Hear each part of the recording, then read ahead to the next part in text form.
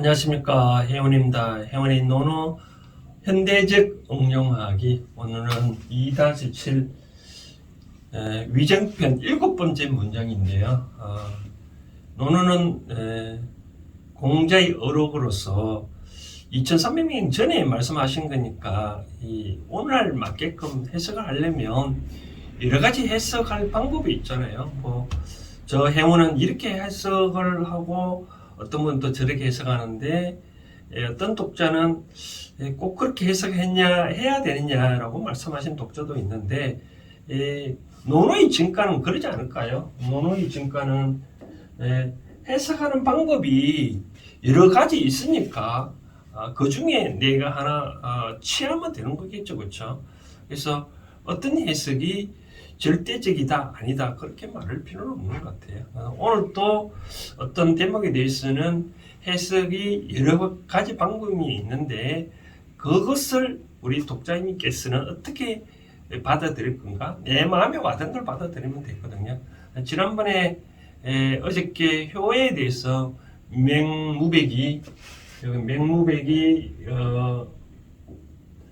공자한테 물어봤다 이제 효에 대해서 뭐냐라고 이제 물으니까 부모는 항상 자식의 질병을 걱정한다고 얘기를 했는데 이제 왜 그랬을까? 이제 공자는 제가 어저께 맹무배 할 때 무 때문에 무관이라 했기 때문에 원래 이 이름이 무는 아니고요. 백은 학렬을 의미하고 원래 이름은 채래였대요. 채. 근데 무관 출신이다 보니까 죽고 난 다음에 즉 시호를 받은 것이 무로 받았대요. 이거 무. 그러니까 공자께서는 항상 그때 맞추어서 그렇잖아요. 이제 부처님도 중생의 근기에 맞게끔 다 이제 강의를 하셨고 공자도 찾아오는 사람한테도 거기에 맞게끔 다 말씀을 드렸대요. 예를 들어서 뭐 지금 바로 행동을 해야 되냐라고 물었을 때 자공한테는 좀 기다려라 했고 어떤 제자한테는 바로 하라 했대요. 어떤 것이 바로 정직이냐고 정도냐라고 물었을 때 진짜 자공 같은 경우에는 자공 같은 제자는 성질이 급하니까 좀 천천히 하는 것이 정도라고 얘기를 한 것 같고 또 어떤 제자는 자꾸 꽁물대니까 빠르게 하는 것이 바로 정도라고 얘기를 했겠죠. 그렇죠? 그것처럼 오늘 또 자유가 효에 대해서 물었네요. 그죠? 자유에 대해서 그러면 공자는 어떻게 생각을 해왔길래 이런 식의 답변을 했는지 자유는 먼저 좀 설명해 드린다면 성은 은시고 이름도 은시래요. 자유는 그냥 시커면서 자를 걸잖아요. 자가 자유인데 자유도 공자의 제자 중에서도 뛰어난 제자인데 다만 정도냐 아니냐에 따졌을 때 정도에서 이제 배척당했겠죠. 그죠? 공자가 있으면 정자가 있었고 자사가 있었고 이제 맹자 이분들이 이제 공자의 기본 사상이잖아요. 그죠?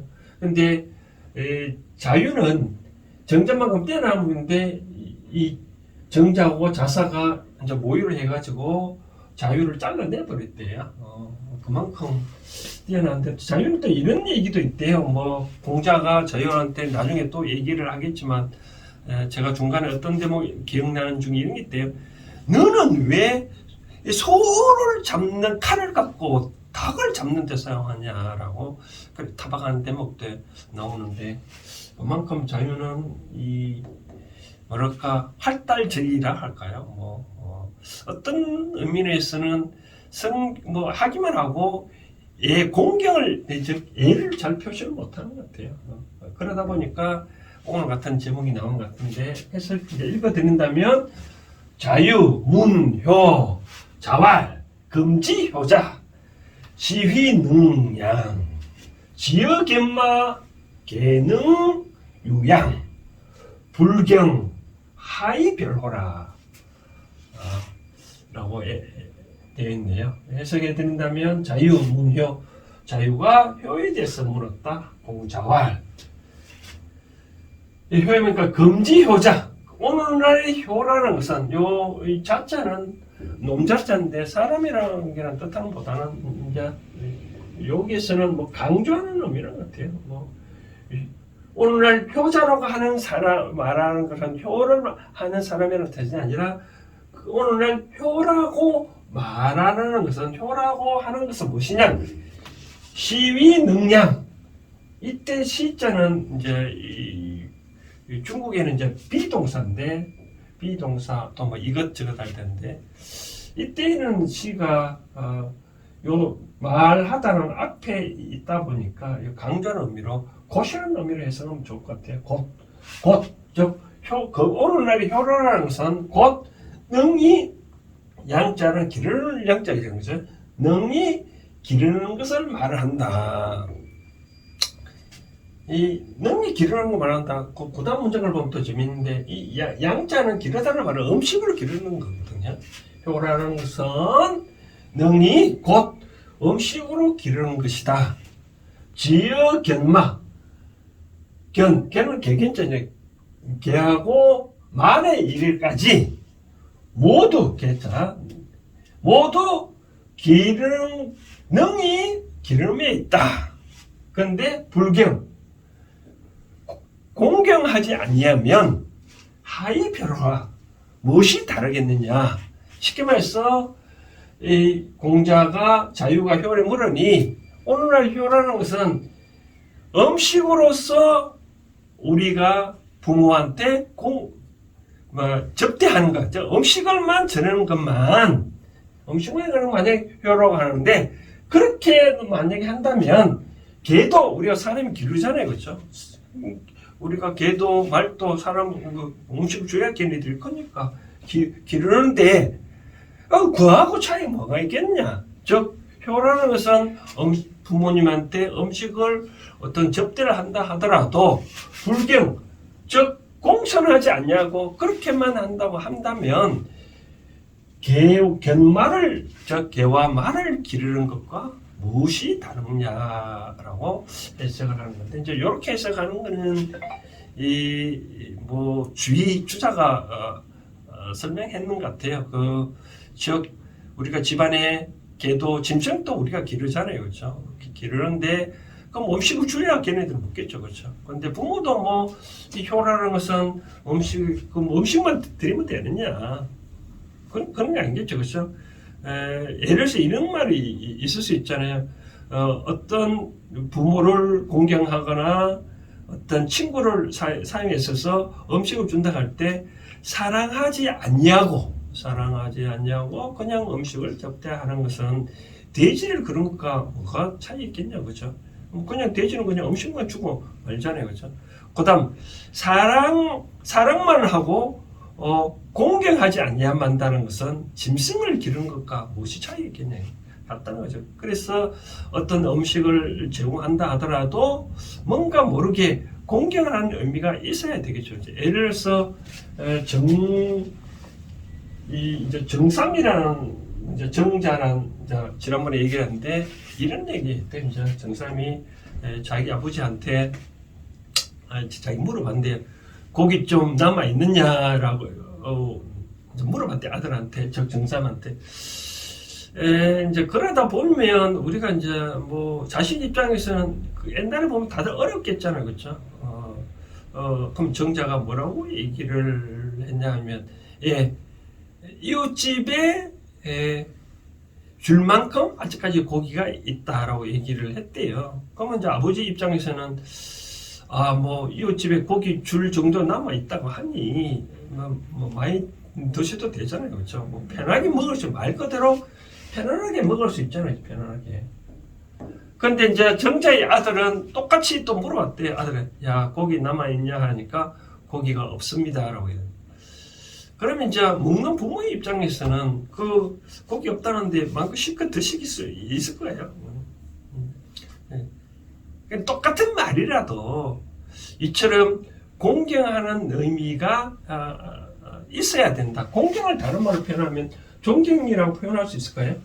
저는 이렇게 생각해요. 존경 다민족 공경이라고 말할 수 있는데 뭐 존경이나 공경이 비슷하면 이 존자가 받든다는 게 잘 우리가 제사 때 보면 숫자를 갖고 이제 신주의 제사를 잘 이게 올리잖아요. 그런 모습을 상상하면 되는데 어떠한 것더라도 뭐 밥상을 예를 들어 이런 게 있겠죠. 뭐 밥상을 툭 갖다 놓는 거하고 공선이 잘 이제 놀라지 않게 잘 차례 놓는 거 조심스럽게 그런 의미를 상상하면 되겠죠, 그렇죠?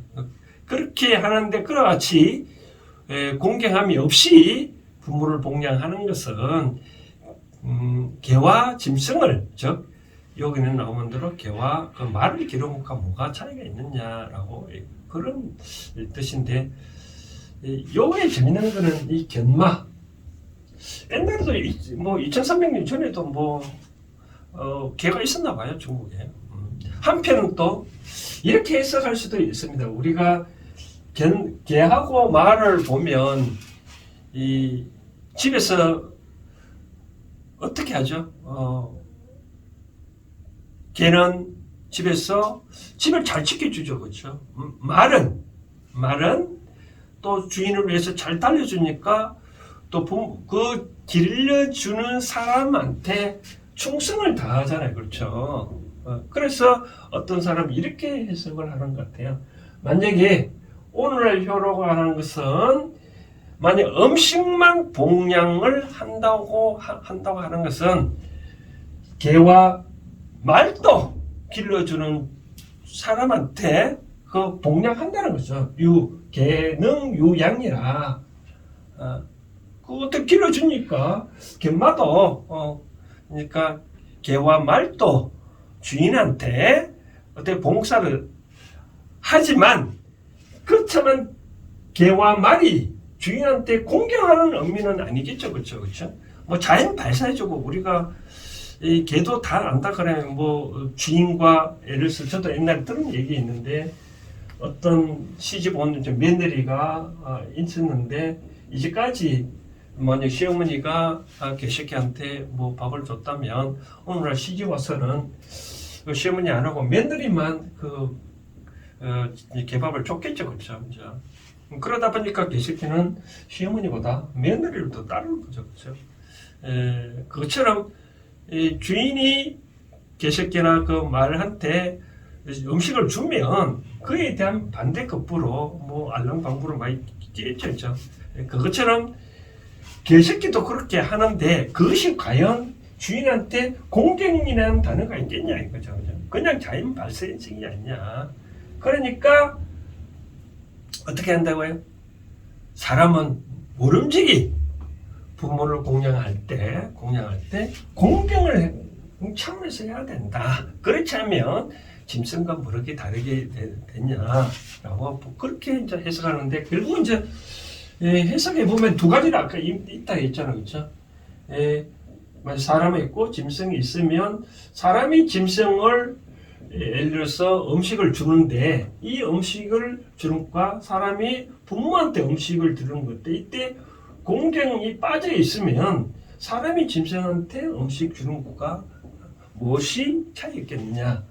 두 번째 이제 반대로 사람과 짐승이 있으면 사람이 짐승한테 음식을 주면 이것이 이 짐승이 사람한테 이제 따라지잖아요, 그렇죠? 반대급하는데 이때 짐승은 사람한테 공경의 의미가 없다는 거죠, 그렇죠? 근데 사람은 우리가 공경할 때 부모한테 공경할 때 이 음식을 대접할 때 공경함이 없으면 짐승은 단순히 사람한테 자연 발생적으로 다른 것과 무엇이 이 차이가 있겠느냐. 바로 그런 식으로 해석하는데 뭐 해석을 차이는 뭐 여러분들 알아서 제가 보기에 뭐 어떤 의미로 해석해도 대동소이는 아니지만 느낌은 오는 것 같아요, 그렇죠? 어떻게 부모들한테 말 한마디 하더라도 음식을 뭐 대접을 하더라도 공경함이 없는 것은 처음에 제가 말씀드렸다시피 사랑 없이 어떤 음식을 대하는 음식을 올리는 것은 이 뭐 돼지를 키우는 것 같고 돼지한테 음식 주는 거죠. 뭐 돼지한테 음식 어떤지 줄 수도 있잖아요, 그렇죠? 그다음 사랑을 하되 공경함이 없으는 것은 뭐 돼지뿐만 아니라 온 짐승을 키우는 거와 뭐 똑같지 않겠냐는 생각이 드는 것 같아요. 그럼 이런 차원에서 제가 논의 현대적 응용하기 차원에서 이제 하나 이런 차원에서 이야기를 드리고 끝을 맺고 싶네요. 아까 말한 대로 이 공적께서는 효를 하는데 어떤 음식을 대접하더라도 항상 공경을 하라고 그런 데 있잖아요. 공경 차원에서 하라. 그러면 이제 우리가 저는 이런 경우가 있을 수 있겠죠. 이제 요즘 같이 은퇴자들이 많이 나온다든지 하는 거 보면 여러 가지 이제 또 다른 삶을 살 수도 있잖아요. 또 뭐 요즘 코로나 시대 많이 어려우니까 직장에서 이제 나오다 보면 개인 사업을 할 수도 있잖아요. 그렇죠? 이 개인 사업을 할 때 그때의 마음가짐에 대해서 말씀드리고 싶은데 이때 공경이라는 단어를 갖고 말씀을 좀 나눠보고 싶은데 이런 게 있죠. 우리가 처음에는 우리가 대부분 사업을 한다 그러면 돈 벌기 목적으로 하잖아요. 그렇죠? 뭐 커피집을 한다, 뭐 중개업을 한다. 그러면 어때 뭐 다 돈 버는 목적을 할 수 있잖아요. 그럼 돈 벌기 어떤 사업을 업을 열었다. 그러면 돈이 들어오겠죠. 근데 돈은 들어오기 전에 맨 처음 뭐가 올까요? 사람이 오잖아요. 그렇죠? 이 사람 오는 사람에 대해서 내가 어떻게 할 건가? 내가 만약에 돈 벌 욕심으로 생각했다면 이 사람을 시험에서 등쳐먹겠죠. 그렇죠? 그러면 과연 이런 업이 오래 가겠냐라는 거죠. 오는 사람마다 공경하고 존경하고 그러는 마음으로 말 한마디 하나하나 커피 한 잔이라도 좀 공손히 대접하는 거하고 저는 그래 뭐 서비스 저 식당 같은 경우에 좀 서비스가 나쁜데 아무리 뭐 음식이 좋다고 하더라도 서비스 저는 나쁘면 잘 안 갑니다. 누구는 뭐 욕쟁이 할머니 집에 가서 뭐 단골 누가 많이 간다는데 저 같으면 그건 안 갑니다. 아무리 음식이 맛있다 하더라도 내가 그거에 대해서 난 돈을 내는데 나한테 어떤 공경함이 없이 그런 데 가고 싶을까요? 그것처럼 이제 어떠한 목적으로 돈이 없어서 돈 벌 목적으로 업을 했다 한다면 반드시 사람이 오기 마련입니다. 이 사람의 한테에 대해서 내가 어떻게 할 건가에 대해서 그 사람을 입장에서 일을 해야 된다는 거죠. 그렇죠? 또 하나 이제 두 번째 예를 또 들어보시면 이제 요즘 각종 중소기업 사장들 보면 여러 가지 이제 사업을 하잖아요. 그럼 이익이 생기면 뭐 종업원 뭐 대표자의 능력에 의거 어떤 수주를 할까요? 따져보면 종업원들이 어떤 일을 잘하니까 그 회사에 맡기면 뭐 물건이 잘 나오더라. 공사를 맡기면 공사 잘 나더라. 그러면 이 사람 능력 때문에 이 종업원 능력 때문에 수주를 할 수 있는 거잖아요. 종업원 없으면 이럴 능력이 없으면 뭐 이 회사인데 할 수도 없잖아요. 그렇죠? 그럼 어떻게 해야 그러면 이 회사 가치 크고 돈이 생겼다면 사업주가 지 돈을 지 마음대로 100% 다 가져간다 그러면 종업원은 열심히 일을 할까요? 그렇죠? 안 하잖아요. 그렇죠? 이 종업원 각자의 인격들을 존중을 하고 그래가지고 다 같이 성장을 하도록 해야 이 중소기업의 대표자들은 성장할 더더욱 성장하지 않을까요? 그것처럼 이같이 효도 단순히 부모님한테 어떤 물질적으로 봉양한 끝난 것이 아니라 봉양하는데 그 자체에 공손히 내비둬야 된다. 마찬가지로 업도 사업도 종업원들한테나 오는 고객들한테 단순히 돈으로만 이익적으로만 생각하지 말고 이와 같이 공경한 효에 봉양할 때 효가 공경의 의미가 담겨야 진정한 효라고 공자께서 말씀하시듯 업도 할 때 그런 쪽으로 사람 오는 사람한테 종업원한테 하나하나 공경하는 마음이 있어야 진정한 업이 잘 되지 않겠느냐라고 말씀드리고 싶네요. 우리가 이제 논어를 같이 공부하면서 그냥 듣고 그냥 걸리는 것도 좋지만 우리가 다음에 또 온고 지신이라는 대목이 또 얘기도 하겠지만 우리가 자꾸 과거의 바탕으로 새롭게 우리가 그걸 접목해서 또 응용을 하면 이 또 삶이 또 나아지고 내 마음 편하고 또 일도 잘 풀리고 그러면 내 생활도 또 좀 나아지지 않을까요? 그렇죠? 그런 차원에서 논어를 접하면 되지 않겠나라고 생각되어집니다.